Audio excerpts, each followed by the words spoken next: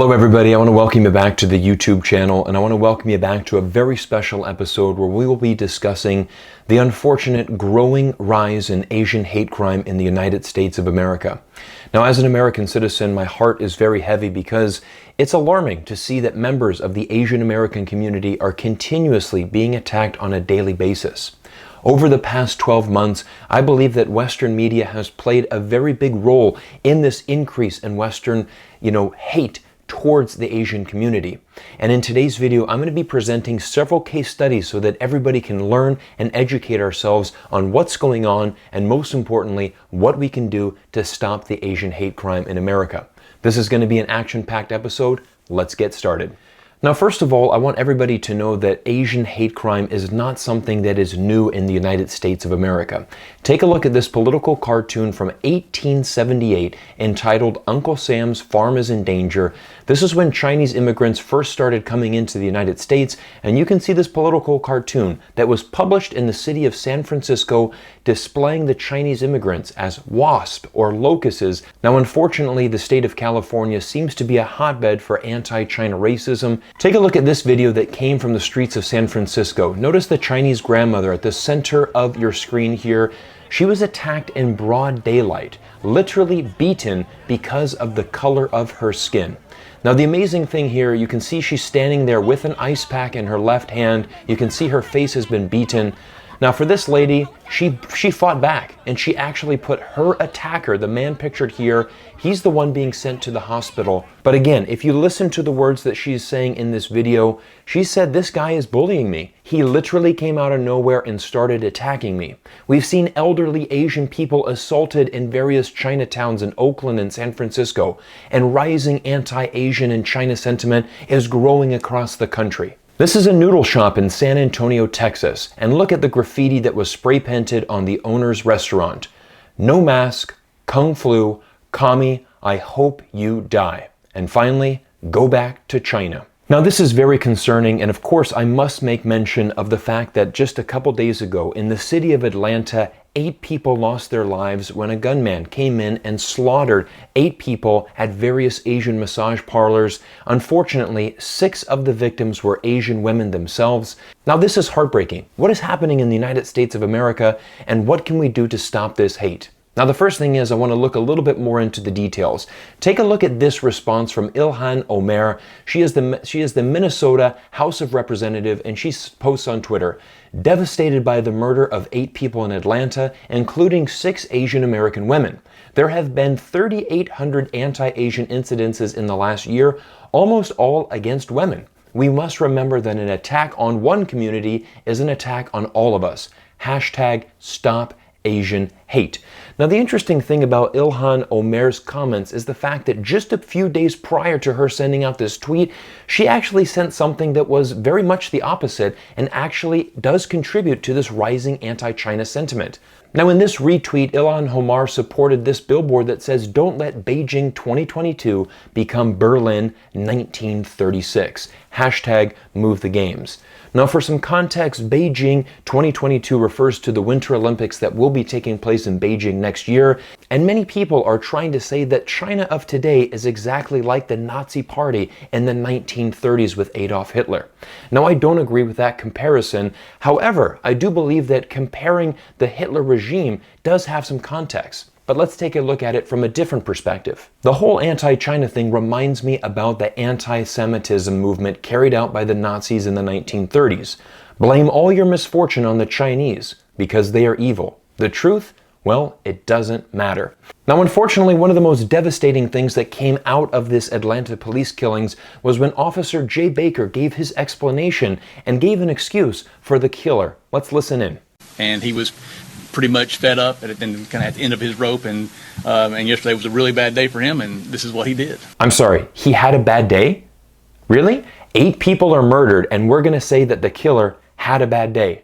Well, what about the 8 people that lost their lives? What kind of day do you think they've had? What kind of day and what kind of life do you think their families are going to have moving forward? but yet we're going to show sympathy to this killer and simply say that he had a bad day? Now, many people have speculated that this in fact was not actually racially motivated. This is in fact not an Asian hate crime. And let's again listen to Officer Jay Baker give an explanation of what the killer says his true motive was. He does claim that it was not racially motivated. He apparently has an issue, what he considers a sex addiction, and it's a temptation for him that he wanted to eliminate. So in this explanation, the killer states that he has a sexual addiction, and the fact that he views Asian women and Asian spas as a temptation that must be eliminated. I'm sorry, this is not just a sex addiction, this is in fact a hate crime. It's as simple as that, and there is no argument against that. Chinese-born actor Simu Liu stated it best: "Since when is a bad day and a porn addiction an excuse to murder 8 people?" Now, the interesting thing is we must look at the actions of the officer, Jay Baker, and there's a red flag that's being raised. Why is he so sympathetic to this killer that devastated the Atlanta community? Well, if we take a look at his Facebook post from April 2020, we can see that he posted this on there: "COVID-19 imported virus from China." Now take a look at that spelling on that shirt. It's CHY-NA, China. And if that sounds familiar to you, it should be, because that is how Donald Trump liked to pronounce the country of China. And in this article from Foreign Policy entitled "Anti-Asian Attacks Are Blighting the United States," it goes on to state, "These hate crimes violate the dignity and the rights of Asian Americans. They also threaten the global reputation of the United States and its national security. During the Trump presidency, the world watched with horror as a U.S. leader utilized dog whistle language such as the phrases Kung Flu and the China Plague to fan the flames of white nationalism and direct racism against Asian Americans." Now, in this article, one of the most disturbing things about this is the fact that in September 2020, there was a movement by Congress to actually put in a formal law basically condemning hate crime against the Asian American community. Although Congress attempted to take up this issue in September 2020 with a resolution condemning all forms of racism towards Asian Americans, the lack of Republican support, just 14 GOP members voted yes, was problematic. The sharp partisan divide indicates a troubling failure to take this issue seriously, and it is exactly the sort of omission that leads down the slippery slope to repeating mistakes that should belong in the past. Now, this is heartbreaking for me as an American citizen to hear this information.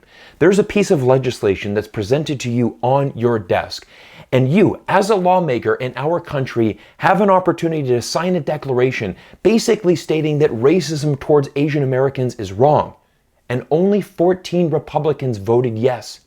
I cannot conceive how someone could vote no against this bill. That should have been unanimously passed.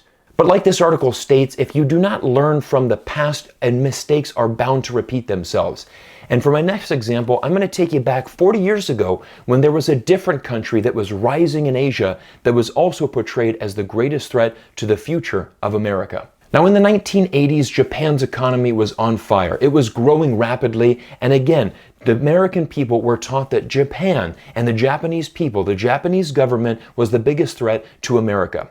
This was a book that was published at that time, The Coming War with Japan, written by George Friedman. Take a look at this book, also published in the 1980s, Agents of Influence: How Japan's Lobbyists in the United States Manipulate America's Political and Economic System. Now, these books were written for one clear purpose: to install fear in the hearts and the minds of Americans. And it seemed to work. This is a picture outside Washington, D.C. when U.S. politicians decided to destroy Japanese-made electronics. Even Japanese-made cars were considered the enemy. But here's the interesting thing.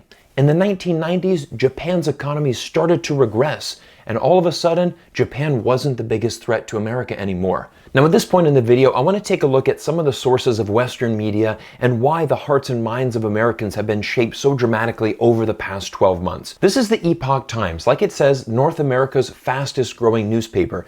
Now, the interesting thing about the Epoch Times is that they have an entire newsletter dedicated to the coronavirus.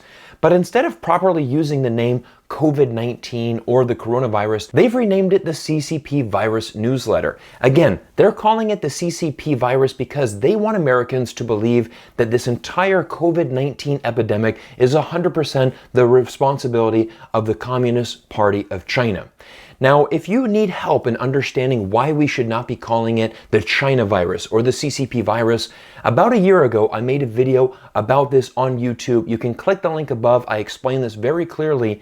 And if you're still blaming China for COVID-19, I have another video that you can click here. I'll put links to both videos in the description below. Now, about a year ago, when COVID-19 first hit the country of China, the Wall Street Journal came out with a very disgusting and racist headline entitled, "China is the real sick man of Asia." And this article, and again, this headline is how racism started to breed and started to grow in the United States of America. Take a look at this side-by-side comparison of the New York Times articles on March 8th, 2020. Let's begin with the article on the right of your screen. To fight the coronavirus, China placed nearly 60 million people under lockdown and instituted strict quarantine and travel restrictions.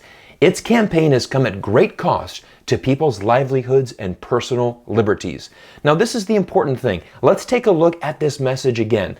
This was sent out on March 8th, 2020 at 10:30 a.m. Take a look at what they published literally 20 minutes later.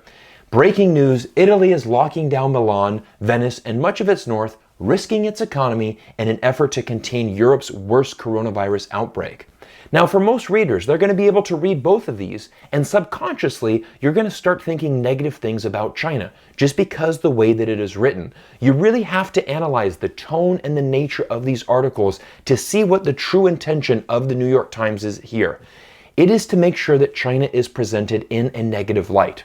If you don't believe me, let me give you two more examples. Now, this is an article published on February 13th, 2021, entitled, "On a WHO Trip," that's the World Health Organization, "China refused to hand over important data." Now again, you read the headline here and all of a sudden you're going to jump to conclusions. You're going to think that China is again doing something dodgy, they're probably not playing by the rules, and again, the reason why we're in this problem is because China is not doing the right thing.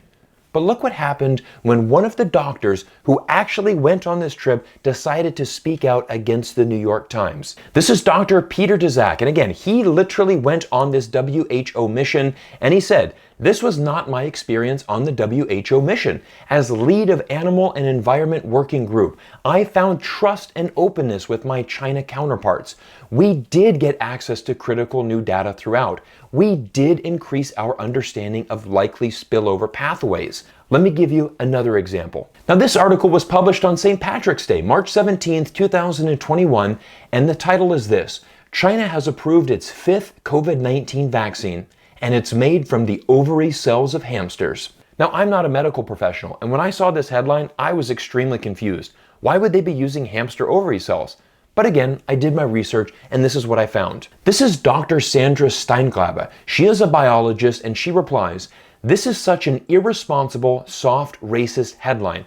Hamster ovary cell lines are how labs all over the world make proteins. I repeat, they are universally used. They were developed in a Boston lab in 1957. Please stop implying that the Chinese do weird things with animals." Ah, now I get it. Now I understand the New York Times angle. And this is the real purpose of why I made this video, is I want people to understand that there is a bias. And again, this has been a large contribution to why Asian hate crime is rising so rapidly in the United States today.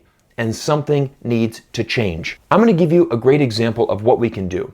My next door neighbors here in Vancouver is a beautiful Caucasian family with 2 young boys. During Chinese New Year, the family came over and they decided to gift us some red pockets with chocolate inside. The father came up to me and he said, "Cyrus, we know that your wife is Chinese. We know that you lived in China for many years, and I want to teach my children a little bit about the Chinese New Year holiday. We don't know much about China, but we know that this is an important holiday for you, and we're going to celebrate. We're going to celebrate by ordering some Chinese takeout. We don't know much about China, but we want to respect your culture." And that really meant a lot to my wife and myself, that people would go out of their way to understand a little bit more about people's culture. One of our closest friends here is actually an Indian family. And you know what? My wife, when it was the Diwali festival, she went up to her and said, "I want to wish you a happy Diwali." Now, the interesting thing was the mother turned around and was so surprised. She said, "Do you know that you are the only non-Indian person that actually wished me a happy Diwali? I'm so amazed that you would understand my holiday, and I'm so happy that you said that. That really is amazing." You know, when you don't understand something, you inevitably will fear it. And that's what I've said from the beginning. Many people fear China, but the basis for that fear is a lack of understanding. There are so many amazing Asian Americans in our community today, and they have all come from all over the world, and many of them third, fourth, fifth generation Americans themselves. Our Asian community is a huge part of why America is a strong and amazing country today. And this is something that we need to do on the grassroots level. We need to change, and we need more people to understand culture. Because in America, we still have a difficult time accepting people that look different from us, accepting people of different religions, different backgrounds, different skin colors. And that is something that needs to change. Everyone, thank you so much for your time. Let's go out and be the change that you want to see in the world. Thank you for spending time with me here on YouTube, and we'll see you in the next video.